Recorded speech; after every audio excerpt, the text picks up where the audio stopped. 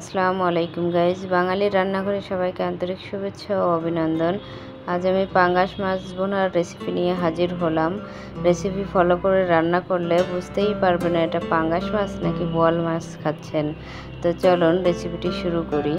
আমি এখানে 4 পিস পাঙ্গাস মাছ নিয়ে নিয়েছি। এখন লবণ ও হলুদ মেখে নিব। 1 চা চামচ লবণ ও হাফ চা চামচ হলুদ দিয়ে মাছের টুকরাগুলোতে ভালো করে মাখিয়ে নিয়েছি হলুদ লবণটা। দেখুন আমার মাছের টুকরাতে ভালো করে মাখানো হয়ে গেছে। এখন মাছগুলোকে ভেজে নিব। প্যানে তেল গরম করতে দিয়েছি। তেলটা গরম হয়ে গেলে একে একে মাছের টুকরাগুলোকে ছেড়ে দেব তেলের মধ্যে। মাছগুলো দিয়ে 2 মিনিট অপেক্ষা করব। ফিরে আসছি 2 মিনিট পর। দেখুন মাছগুলো ভাজা হয়ে গেছে। এখন উল্টে দিব। আমি গোল্ডেন ব্রাউন করে ভেজে নিয়েছি। মাছ ভাজার সময় তেল ছিটে আসতে পারে, ঢাকনা দিয়ে দিলে তেল ছিটার চান্সটা থাকে না।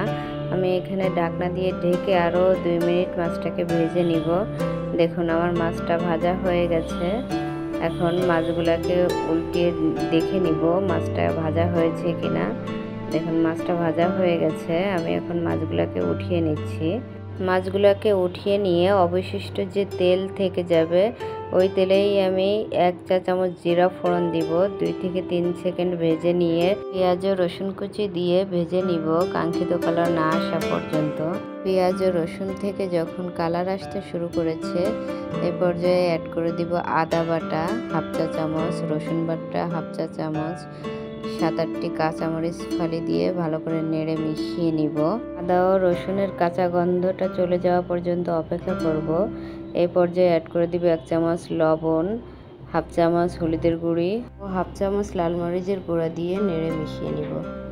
4-5 সেকেন্ড ভেজে নিয়ে এখন পানি অ্যাড করব। আমি এখানে 1 কাপ পানি অ্যাড করে দিয়েছি।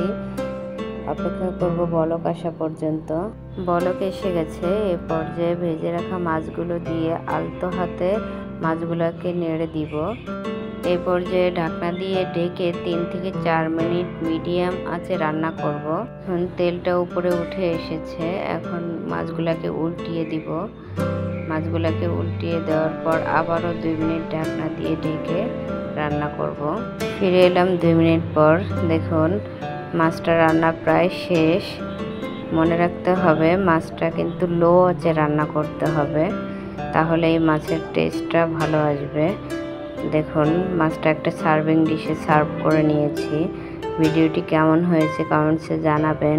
ভালো লাগলে লাইক সাবস্ক্রাইব করে আমাদের পাশে থাকবেন এবং ফ্রেন্ডস ও ফ্যামিলির মাঝে শেয়ার করতে ভুলবেন না। ভিডিও দেখার জন্য অসংখ্য ধন্যবাদ। আল্লাহ হাফেজ।